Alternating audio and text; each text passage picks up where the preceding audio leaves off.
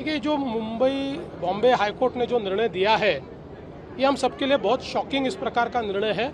हम supreme court में इसको challenge करेंगे। निमित्ताने बॅनर पोस्टर लावू नका, त्या ठिकाणी आपण मला मुख्यमंत्री सहायता निधीमध्ये त्याच्याऐवजी ते पैसे द्या। याचं कारण आपल्याला माहिती आहे की मुख्यमंत्री सहायता निधीतनं गरीब आणि गरजू लोकांना आणि विशेषतः उपचाराकरता आपण मदत करतो आणि म्हणून ते आव्हान केलं आणि मला आनंद आहे की खूप मोठ्या प्रमाणात लोक तसं करतायत।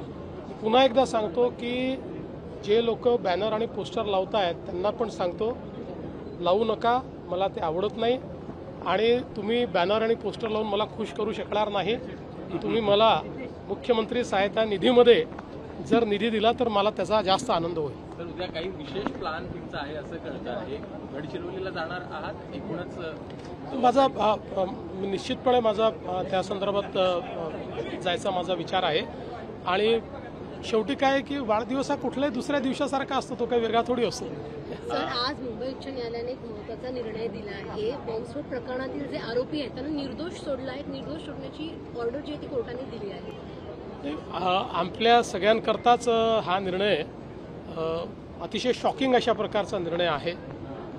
याचं कारण की खालच्या कोर्टाने त्या संदर्भात निर्णय दिला होता आणि 2006 साली हा बॉम्बस्फोट झाल्यानंतर त्यावेळेस ATSने आरोपी पकडले होते, पुरावे जमा केले होते, ते पुरावे कोर्टासमोर सादर केले होते। त्यामुळे अशा प्रकारचा निर्णय येणं हे निश्चितच धक्कादायक आहे। मी अजून काही पूर्ण निर्णय वाचलेला नाही, पण मी तात्काळ आपल्या जे काही वकील आहेत त्यांच्याशी चर्चा केली आणि त्यांना मी सांगितलेलं आहे की आपण सुप्रीम कोर्टमध्ये याला चॅलेंज केलं पाहिजे आणि आमचा प्रयत्न आहे की लवकरात लवकर सर्वोच्च न्यायालयामध्ये जाऊन या निर्णयाला आम्ही चॅलेंज करू। व्हिडिओ जो आहे तो कालपासून व्हायरल होतो आहे, कुठेतरी विधान भवनामध्ये ते रमी खेळताना दिसत आहेत आणि या विरोधात विरोधकांकडून मोठा आक्षेप। मला असं वाटतं की अतिशय चुकीचं आहे। अशा प्रकारे विधान भवनामध्ये ज्यावेळेस चर्चा चालते त्यावेळेस आपलं कामकाज नसलं तरीही आपण त्या ठिकाणी सिरियसली बसणं गरजेचं आहे। साधारणपणे एखादे वेळेस असं होतं की तुम्ही कागदपत्र वाचता, बाकी गोष्टी वाचता, पण रमी खेळतानाचा व्हिडिओ हा काही निश्चितच योग्य नाही। अर्थात त्यांनी त्या ठिकाणी खुलासा देखील दिलेला आहे की मी काही रमी खेळत नव्हतो, अचानक ती पॉपअप झाली। पण ते जरी त्यांनी सांगितलेलं असलं तरी एकूण जे काही घडलेलं आहे ते काही आम्हाला भूषणावं नाही। उच्च न्यायालयाने जो खरं तर निर्णय दिला आहे त्यामुळे कुठेतरी आता असं एक्सटर्नल कंट्रीजमध्ये होऊ शकतं की आपण भारतामध्ये काही केलं आपल्याला कितीतरी वर्षांनी निर्दोष सुटका होऊ शकते, हा एक संदेश जाईल का या एका? मला असं वाटतं एका निर्णयाने असा संदेश वगैरे जाण्याचं काही कारण नाही आहे। शेवटी भारतामध्ये एक फ्री अँड फेअर ट्रायल होते, त्याच्यामध्ये न्यायाधीश आपला निर्णय देत असतात।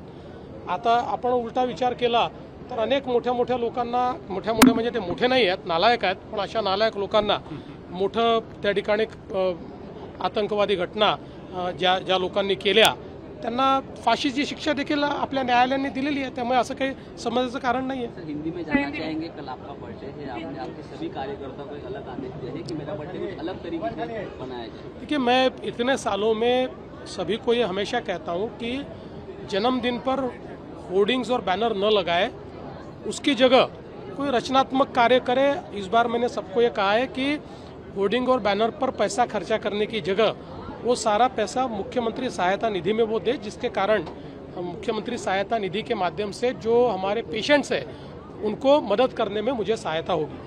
हनी ट्रॅपच्या मुद्द्यावर काय सांगा, कारण पक्षीय नेते जे आहेत ते आरोप करतात। आज संजय राऊत यांनी एक त्यांच्या माध्यमाशी संवाद साधताना फोटो दाखवला आहे, लोढा कार्यकर्ते आहेत त्यांचा तुमच्यासोबतचा फोटो त्यांनी दाखवला आहे।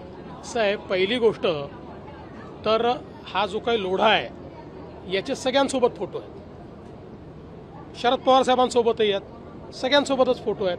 हे असल्या फोटोने काय होत नाही, आत्ताच्या परिस्थितीमध्ये कुठलेही पुरावे द्यायचे नाहीत आणि नुसतं हवेत बोलत राहायचं। माझी माध्यमांना विनंती, एकदा मागा ना पुरावे तर दिले पाहिजेत। पुरावे न देता दिवसभर काहीतरी बोलत राहायचं आणि वायफळ चर्चा करायची। अशा वायफळ चर्चेला उत्तर द्यायला मला थोडी वेळ आहे।